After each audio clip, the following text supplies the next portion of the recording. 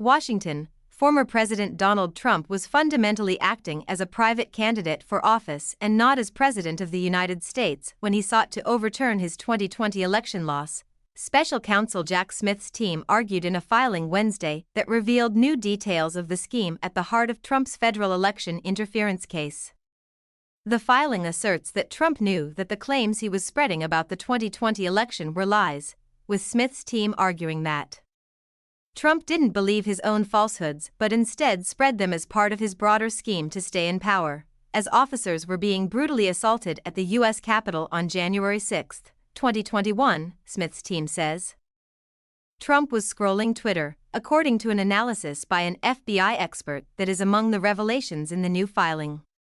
Smith's team says a future trial would feature testimony from the FBI forensic expert. The phone's activity logs show that the defendant was using his phone, and in particular, using the Twitter application, consistently throughout the day after he returned from the ellipse speech, Smith's team wrote. The special counsel's office also argues for the inclusion of testimony from former Vice President Mike Pence, saying some of Trump and Pence's discussions were not in their official roles but rather were discussions in their private capacities as running mates. Smith's team said Pence gradually and gently tried to convince the defendant to accept the lawful results of the election, even if it meant they lost. In a discussion at lunch on November 12 recounted in the filing, Pence presented a face-saving option for Trump, telling him don't concede but recognize process is over.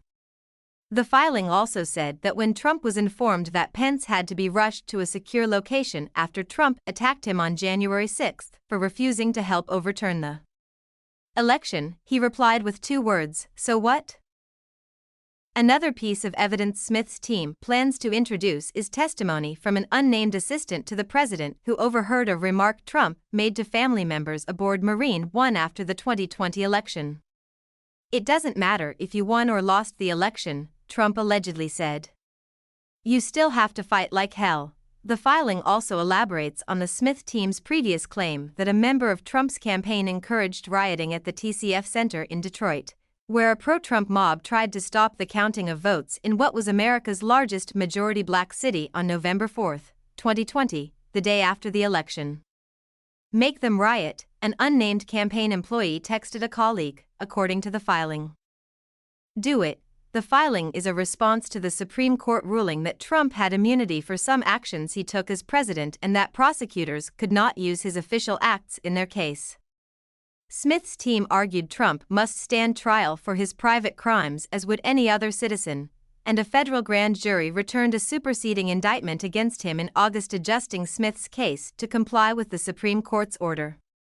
Trump resorted to crimes to try to stay in office after his loss, Smith's team wrote in Wednesday's filing, arguing that he launched a series of increasingly desperate plans to overturn the legitimate election results in 7 states that he had lost: Arizona, Georgia, Michigan, Nevada, New Mexico, Pennsylvania, and Wisconsin. In his first public remarks after the filing, Trump said, "It's nothing new in there, by the way, nothing new, they rigged the election."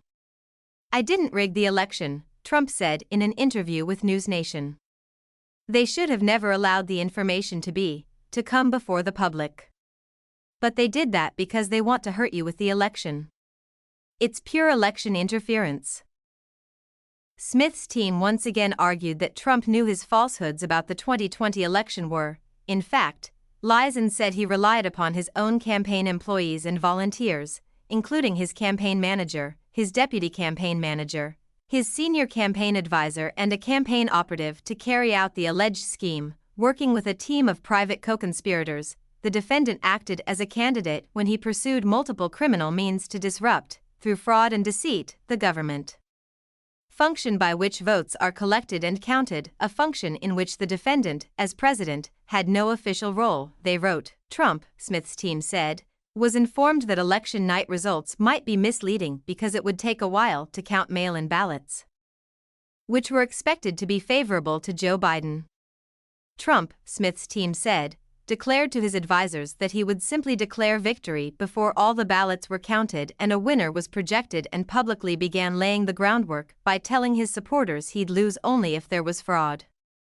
Trump and his co-conspirators had a deliberate disregard for the truth, and Smith's team said it intends to prove at trial that they engaged in a pattern of deception and made up figures from whole cloth, including the ever-changing number of non-citizen voters Trump's team falsely claimed voted in Arizona.